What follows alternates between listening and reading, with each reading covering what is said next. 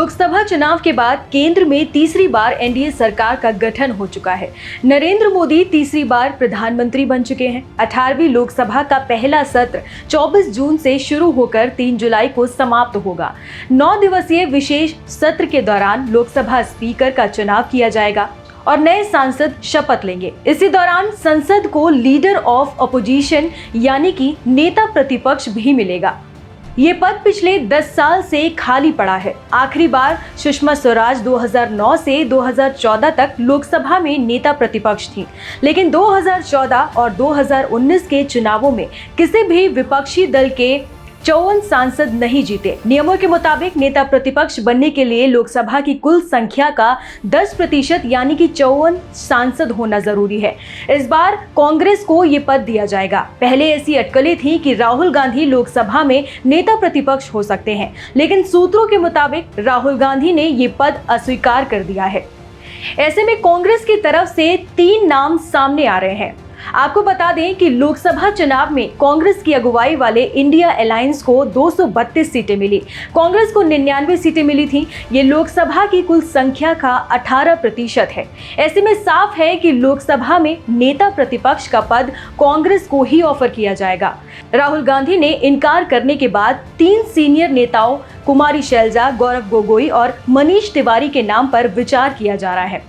गौरव गोगोई असम के जोरहाट से चुनाव जीतकर लोकसभा पहुंचे हैं। वो गांधी परिवार के करीबी भी रहे हैं।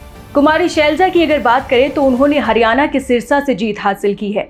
मनीष तिवारी ने चंडीगढ़ चुनाव जीता है। 2019 में लोकसभा चुनाव में मिली हार के बाद राहुल गांधी ने कांग्रेस अध्यक्ष का पद भी छोड़ दिया था। इसके बाद तमाम कोशिशें की गई, लेकिन राहुल नहीं माने। आखिरकार मल्लिकार्जुन खड़गे कांग्रेस अध्यक्ष बनाए गए। सूत्रों के मुताबिक राहुल गांधी ने कोई भी पद लेने से परहेज किया है।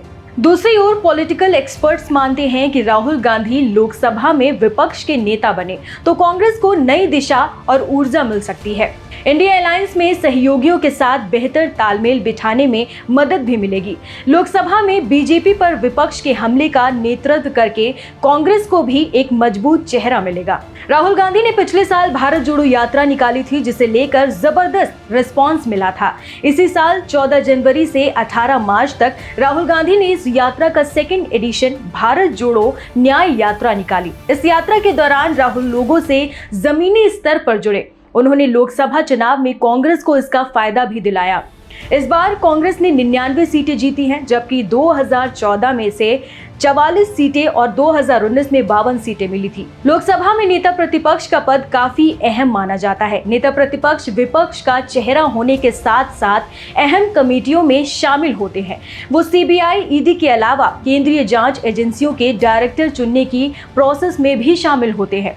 इसके अलावा सेंट्रल विजिलेंस कमीशन, सूचना आयुक्त और लोकपाल की नियुक्ति में नेता प्रतिपक्ष की राय भी ली जाती है। नेता प्रतिपक्ष के पास शैडो कैबिनेट भी होती है, ताकि अगर सरकार गिर जाए तो विपक्ष के पास सभी पद संभालने वाले लीडर पहले से तैयार हों। नेता प्रतिपक्ष को कैबिनेट मंत्री के बराबर सैलरी, भत्ते और बाकी सुविधाएं भी मिलती हैं। उन्हें कैबिनेट मंत्री की तरह सरकारी बंगला, ड्राइवर सहित कार और 14 लोगों का स्टाफ भी दिया जाता है।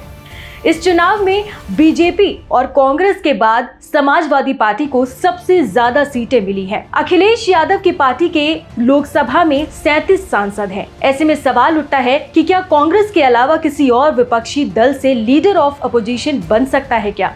पॉलिटिकल एक्सपर्ट्स की माने तो अगर कांग्रेस इस पद को स्वीकार नहीं करती है तो फिर ये खाली ही रहेगा, क्योंकि एक्ट के मुताबिक कोई और पार्टी इस पर दावा नहीं कर सकती, क्योंकि इंडिया अलायंस में किसी भी पार्टी को 10% सीट नहीं मिली है। वहीं डिप्टी स्पीकर की अगर बात की जाए तो डिप्टी स्पीकर का पद भी विपक्ष को देने की परंपरा है। 16वीं लोकसभा में एनडीए में शामिल रहे अन्ना द्रमुक के थम्बी दुरई को ये पद दिया गया था, जबकि 17वीं लोकसभा में किसी को भी डिप्टी स्पीकर नहीं बनाया गया था। 18वीं लोकसभा में इंडिया अलायंस को डिप्टी स्पीकर का पद मिलने की उम्मीद जताई जा रही है।